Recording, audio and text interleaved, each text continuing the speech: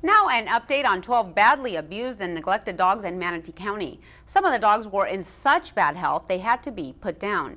But as SNN local news reporter Jim Spiewak explains, there is hope for the remaining dogs that now have finished their rehabilitation treatment.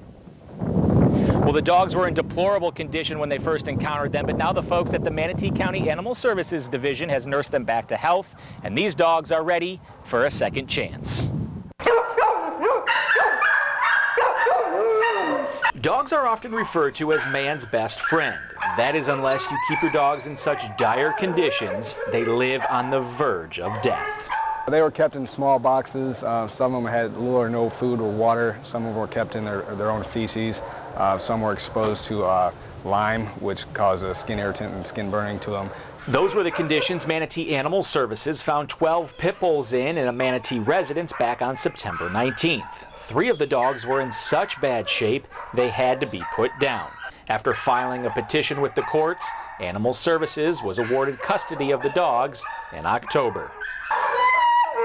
We've cleaned them up, they've gained weight, they're looking very good, and they're ready to find a home.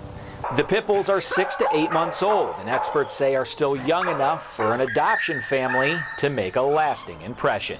They're very impressionable, they can be trained, they're great dogs, they're very personable. So anybody who loves animals would love these dogs. Unfortunately for the canines, Richmond says this type of pattern is one he sees all too often. It probably goes on a lot more than we think. It just goes on behind closed fences and backyards where we don't know, and that's why we rely on neighbors and citizens to turn them in.